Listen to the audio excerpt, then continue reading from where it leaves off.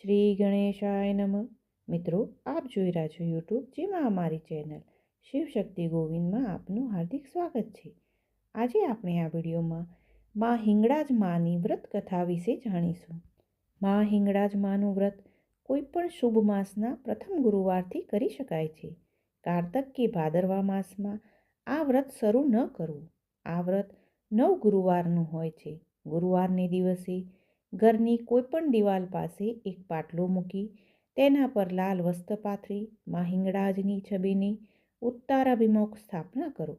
માનું મુખ ઉત્તર તરફ રાખો. માની છબી પાસે એક મુઠ્ઠી ચોખા અને ગોળનો ગાંગડો મૂકો. ઘીનો દીવો પ્રગટાવી 5 અગરબત્તી કરો. માં હિંગળાજને ચાંદલો કરી અક્ષત તથા પુષ્પોથી વધાવો. ત્યાર પછી વ્રતની વાર્તા વાંચો કે સાંભળો. સાંભળતી વખતે હાથમાં ચોખા અવશ્ય રાખવા. વાર્તા પૂરી થઈ એ ચોખાથી માને વધાવી માં હિંગળાજની આરતી કરી માને સવા પાસે લોટનો કંસાર ધરાવવો. શક્તિ હોય તો વધારે પણ ધરાવી શકાય છે. આ રીતે માનું વ્રત કરવું. એક નાનકડા ગામમાં એક ગરીબ બ્રાહ્મણ બ્રાહ્મણી રહેતા હતા. તેમને એક પુત્ર હતો. આ બ્રાહ્મણ ખૂબ જ ધાર્મિક વૃત્તિનો હતો, પરંતુ તે સાવ અભણ હતો. તેથી તે કાંઈ પણ કર્મકાંડ જાણતો ન હતો. તે ઘેર ઘેર લોટ માંગીને પોતાનું ગુજરાન ચલાવતો હતો. ઘણીવાર ગરીબીને લીધે તેમને ભૂખ્યા સૂઈ જવું પડતું. તેમનું ઘર પણ સાવ તૂટેલું હતું. વરસાદમાં તો તે ત્રણેય જણા એક ખૂણામાં આખી રાત જાગતા બેસી રહેતા. બ્રાહ્મણ બ્રાહ્મણી પોતાની ગરીબાઈ ઉપર ખૂબ જ નિશાસા નાખતા. તેમને થતું કે આપણે ગયા જન્મે એવા તે શા પાપ કર્યા હશે કે આપણે આટલી બધી ગરીબાઈ ભોગવવી પડે છે. તેમને પોતાના 5 વર્ષના રૂપાળા પુત્ર ઉપર વધારે જીવ બળતો. તેમને થતું કે જો આ પુત્ર રાજાને ઘેર હોત તો તે ફૂલે પૂજાત. આપણા જેવા રંકને ઘેર જન્મ લઈને તેણે આખી જિંદગી કષ્ટ ભોગવવું પડશે. આમ ત્રણેય જણા જેમ તેમ પોતાની જિંદગી પસાર કરવા લાગ્યા. એવામાં એક વર્ષે તે ગામમાં ખૂબ ઓછો વરસાદ થયો. તેને કારણે ગામની અડધી વસ્તી ગામ છોડી જતી રહી. હવે બ્રાહ્મણને જે લોટ મળતો તે બંધ થઈ ગયો. માંડ 2 રોટલા થઈ શકે તેટલો લોટ મળતો. એક દિવસ બ્રાહ્મણે તેની પત્નીને કહ્યું, આટલા લોટમાં આપણા ત્રણેયનું પેટ ભરી શકાશે નહીં. તેથી જો તું હા પાડે તો હું 4-6 મહિના શહેરમાં જઈ કાંઈક મજૂરી કરીને 2 પૈસા કમાઈ લાવું. તમે બંને જણા અહીં રહો. મારા બદલે તું લોટ માંગી લાવજે અને તેનાથી તમારું પેટ ભરજો. બ્રાહ્મણના ગયા બાદ બ્રાહ્મણી લોટ માંગી લાવી તેમાંથી મા દીકરો પોતાનું ગુજરાન ચલાવતા. બ્રાહ્મણી રોજ ગામના દરબારગઢમાં લોટ માંગવા જતી. દરબારની પત્ની તેને અચૂક લોટ આપતી. એક દિવસની વાત છે. બ્રાહ્મણી દરબારગઢના લોટ માંગવા ગઈ ત્યારે દરબારના મહેમાન બનેલા એક જાગીરદારની કામાંધ નજર આ બ્રાહ્મણી પર પડી.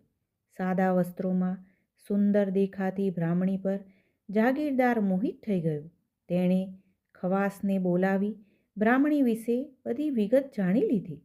રાત પડતા આ જાગીરદાર બ્રાહ્મણીના ઘેર પહોંચી ગયો અને તેની પાસે અણછાજતી માંગણી કરી.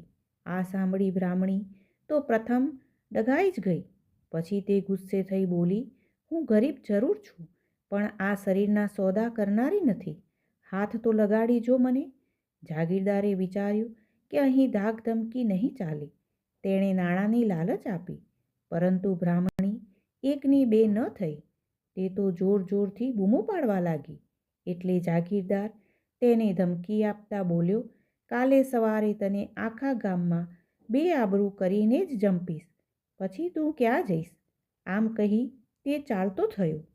જાગીરદારની વાતથી બ્રાહ્મણીની ઊંઘ ઉડી ગઈ.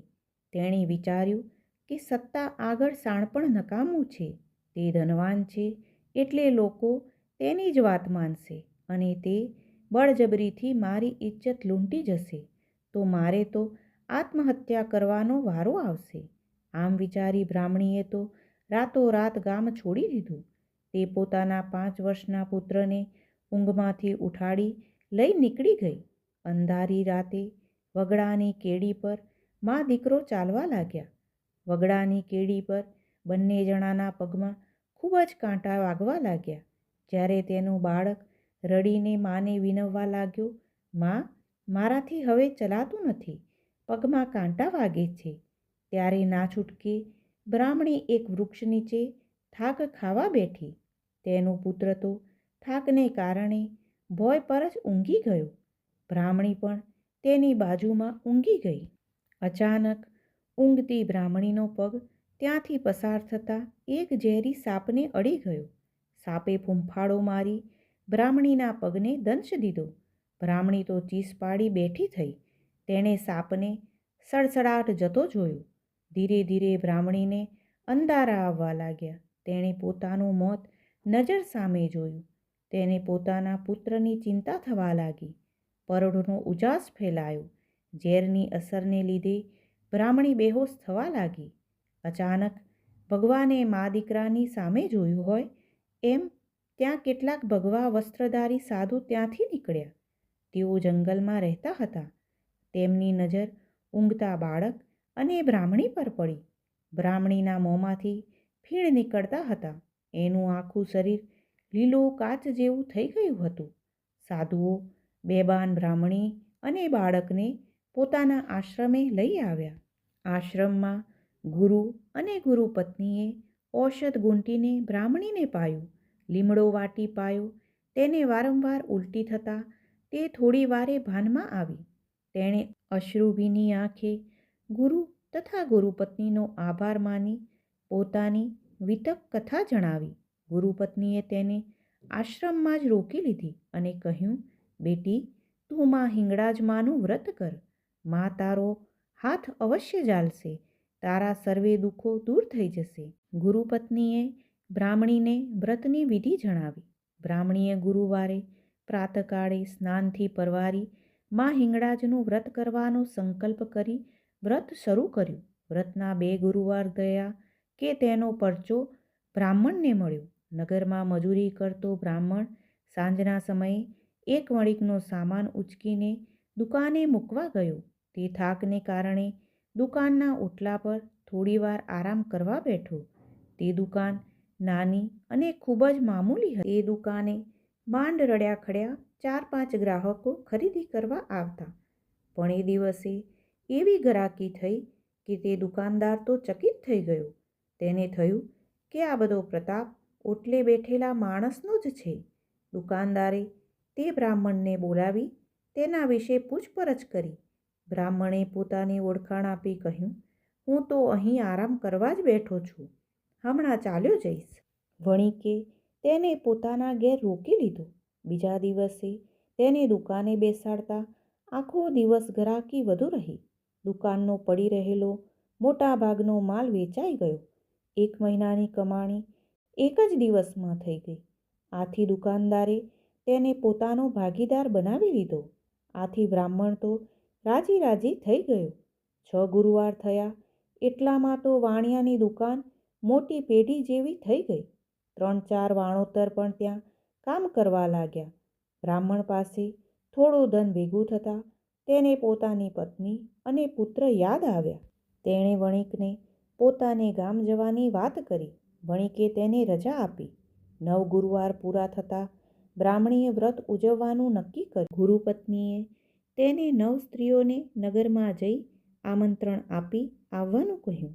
બ્રાહ્મણી તો 10મા ગુરુવારના આગલા દિવસે પોતાના પુત્રને લઈને નગરમાં જવા નીકળી. પરંતુ નગરના દરવાજા બંધ હતા. તેને નવાઈ લાગી.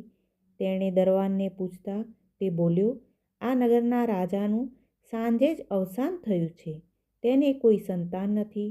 સવારે કોઈ નવો રાજા રાજગાદી સંભાળે પછી જ દરવાજા ખુલશે."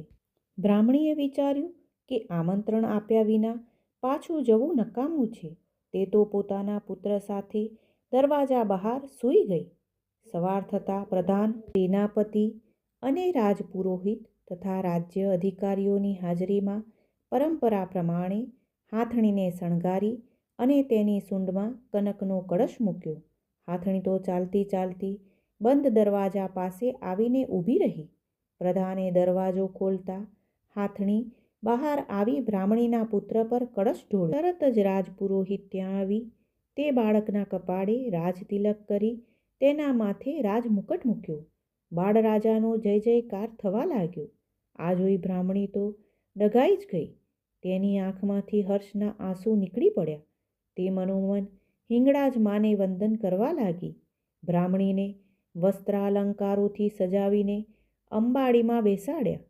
સવારી બજારમાંથી નીકળી. બાળરાજાને જોવા રસ્તાની બંને બાજુ ખૂબ જ ભીડ હતી. એ ભીડમાં બ્રાહ્મણ પણ હતો. તેણે પોતાના પુત્ર અને પત્નીને અંબાડીમાં બેઠેલો જોઈ હર્ષ ગેલો થઈને દોડ્યો. બ્રાહ્મણીની નજર પર અચાનક બ્રાહ્મણ પર પડતા તેણે હાથણીને ઊભી રખાવી. માતા અને પુત્ર બંને નીચે ઉતરી બ્રાહ્મણના પગમાં પડ્યા. સેનાપતિએ બ્રાહ્મણને પણ અંબાડીમાં બેસાડી દીધો. સવારી વાજતે ગાજતે રાજ દરબારમાં આવી પહોંચી. રાજગાદી પર બાળરાજાને બેસાડ્યો. બ્રાહ્મણ તથા પ્રધાને રાજવહીવટ સંભાળી લીધો. બ્રાહ્મણીએ 9ના બદલે 99 સ્ત્રીઓને લઈ આશ્રમે ગઈ ગુરુ તથા ગુરુપત્નીના આશીર્વાદ લીધા. પછી બ્રાહ્મણીએ ધામધૂમથી મા હિંગળાજ માના વ્રતનું ઉજવણું કર્યું. તેણે નગરમાં મા હિંગળાજ માનું મંદિર પણ બંધાવ્યું.